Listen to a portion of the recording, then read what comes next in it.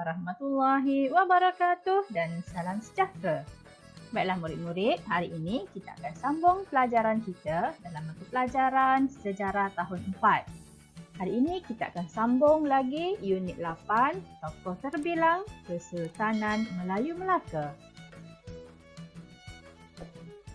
Objektif pembelajaran kita pada hari ini ialah di akhir pembelajaran, murid dapat menyatakan peranan Sultan, Bendahara dan Laksmana dalam Kesultanan Melayu Melaka. Okey, baiklah murid-murid, kita mulakan pelajaran kita pada hari ini dengan membuat sedikit ulang kaji tentang pelajaran kita yang lepas. Okey, murid-murid masih ingat lagi apakah maksud tokoh terbilang?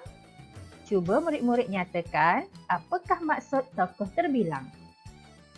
Mari kita tengok sama-sama.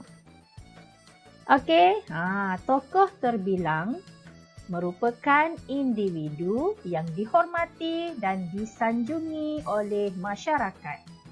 Tokoh terbilang ini merupakan seseorang yang banyak berjasa kepada masyarakat di sekelilingnya. Okey, yang seterusnya kita lihat ciri-ciri tokoh terbilang. Murid-murid ingat lagi, apakah ciri-ciri tokoh terbilang? Terdapat 3 ciri-ciri tokoh terbilang, iaitu yang pertama, gigih. Yang kedua, mempertahankan kedudukan negara. Dan yang ketiga, berkorban untuk negara. Okey, seseorang tokoh terbilang perlu mempunyai ketiga-tiga ciri-ciri ini. Seterusnya, kita akan melihat peranan tokoh terbilang pada zaman Kesultanan Melayu Melaka. Hari ini kita akan melihat peranan Sultan, peranan Bendahara dan peranan Laksmana. Bendahara dan Laksmana ini merupakan pembesar utama Kerajaan Kesultanan Melayu Melaka. Kita akan melihat peranan Sultan sebagai tokoh terbilang pada zaman Kesultanan Melayu Melaka. Ayuh murid-murid, kita lihat satu persatu peranan Sultan pada zaman Kesultanan Melayu Melaka. Yang pertama, Sultan merupakan pemerintah tertinggi kerajaan.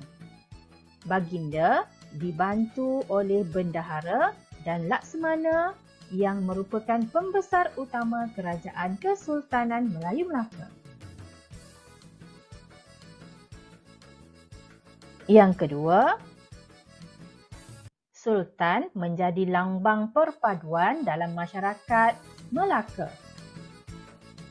Murid-murid masih ingat lagi piramid susun lapis struktur masyarakat pada zaman Kesultanan Melayu Melaka? Cuba murid-murid lihat gambar ini. Ini merupakan piramid susun lapis struktur masyarakat pada zaman Kesultanan Melayu Melaka. Kedudukan Sultan adalah yang tertinggi. Okey, kedudukan Sultan adalah yang tertinggi dalam struktur masyarakat. Okey, semua pembesar, rakyat, hamba perlu menunjukkan taat setia kepada Sultan. Dengan ini, perpaduan dapat dipupuk dalam kalangan masyarakat Melaka pada zaman Kesultanan Melayu Melaka. Yang ketiga, Sultan berkuasa untuk melantik pembesar yang berkelayakan dalam menjalankan pentadbiran kerajaan. Contohnya, perlantikan Bendahara Tun Perak. Tun Perak merupakan seorang bendahara yang bijaksana dan dapat melaksanakan pentadbiran kerajaan dengan baik.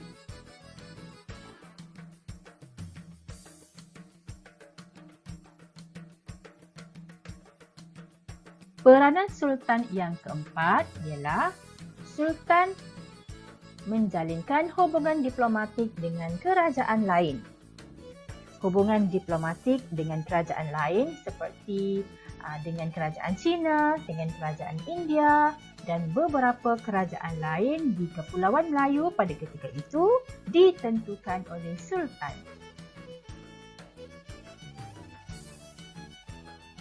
Yang kelima, Sultan merupakan ketua agama Islam dan adat istiadat Melayu pada zaman Kesultanan Melayu Melaka.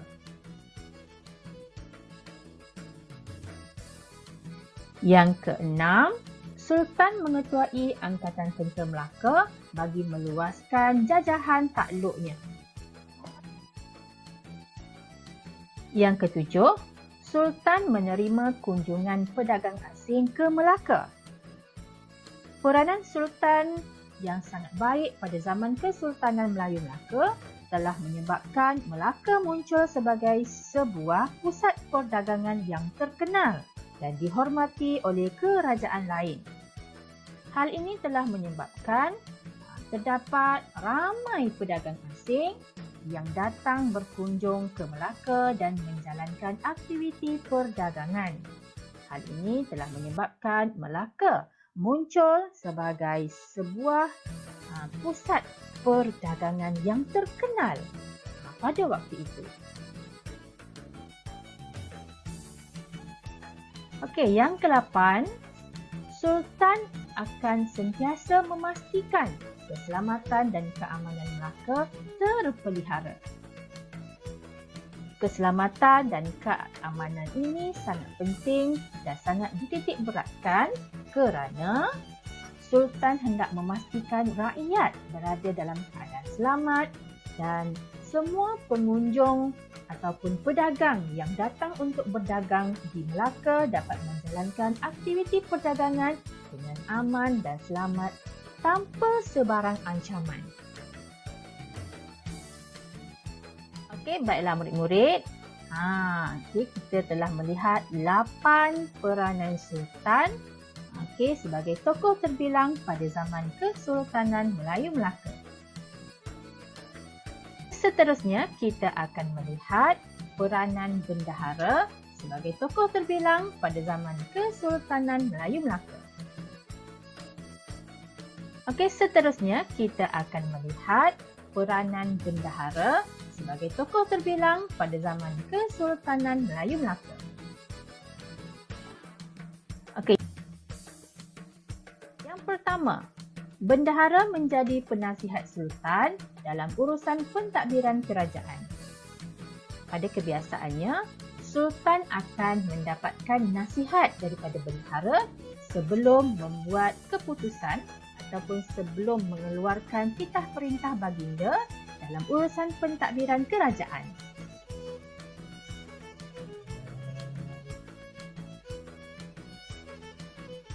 Yang kedua, bendahara menjadi ketua pembesar dalam pentadbiran negeri.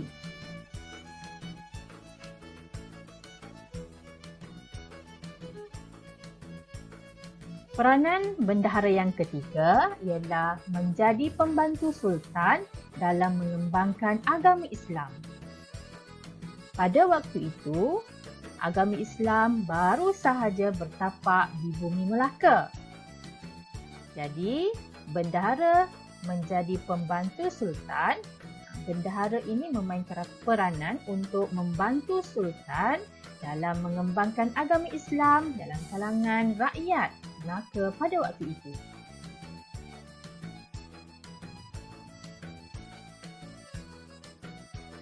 Yang keempat, bendahara menjadi ketua diplomat. Ketua diplomat maksudnya bendahara menjadi ketua dalam sebarang rundingan untuk mempertahankan keamanan dan keselamatan Melaka daripada ancaman luar. Contohnya, Bendahara Tun Perak. Bendahara Tun Perak telah menghantar surat kepada kerajaan ataupun Raja Siam untuk menjalinkan hubungan persahabatan. Apabila hubungan persahabatan ini terjalin, maka Kerajaan Melaka akan terhindar daripada serangan Raja Siam dan tidak menjadi tanah jajahan Kerajaan Siam.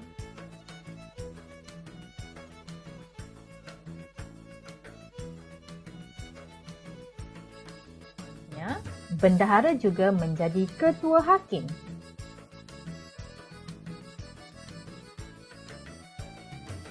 Bendahara juga mengetuai angkatan perang,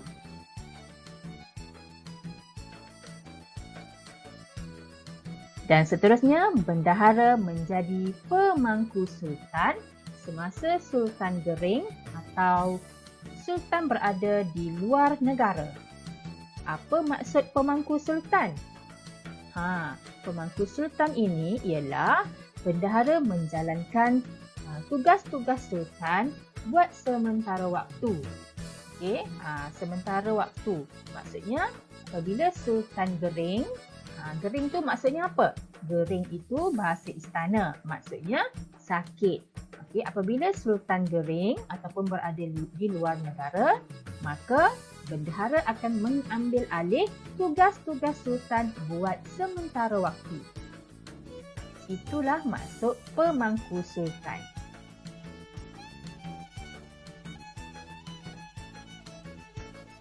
Murid-murid, ini merupakan tugas-tugas bendahara pada zaman Kesultanan Melayu Melaka. Terdapat 7 peranan utama bendahara pada zaman Kesultanan Melayu Melaka dan telah menjadikan mereka ini sebagai tokoh terbilang pada zaman Kesultanan Melayu Melaka.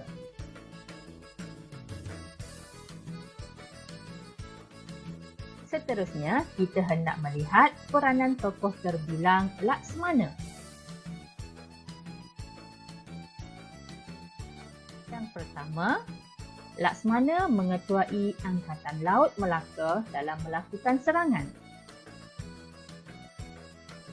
Yang kedua, Laksmana mengetuai utusan rasmi ke luar negara. Yang ketiga, Laksmana menjadi duta atau wakil bagi Kerajaan Melaka dalam sebarang urusan atas perintah Baginda Sultan. Yang keempat, Laksmana menjadi pengawal peribadi Sultan kerana keberaniannya. Kelima, Laksmana menjaga keamanan perairan Melaka daripada ancaman musuh. Kebiasaannya, pihak luar yang menjadi musuh akan membuat serangan melalui jalan laut. Oleh itu, Laksmana akan sentiasa menjaga perairan Melaka daripada ancaman musuh. Dan yang keenam, Laksmana menjaga keselamatan para pedagang yang menjalankan aktiviti perdagangan di Melaka.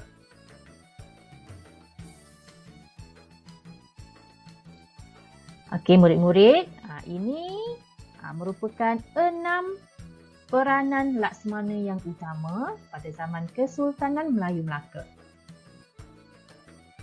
Okey, baiklah murid-murid, kesimpulannya, kita telah melihat peranan ketiga-tiga tokoh terbilang zaman Kesultanan Melayu Melaka, iaitu peranan Sultan, peranan Bendahara dan peranan Laksmana. Tanggungjawab dan kesungguhan yang ditunjukkan oleh Sultan, Bendahara dan Laksmana dalam melaksanakan peranan masing-masing telah mengukuhkan kedudukan Melaka sebagai sebuah kerajaan yang terkenal.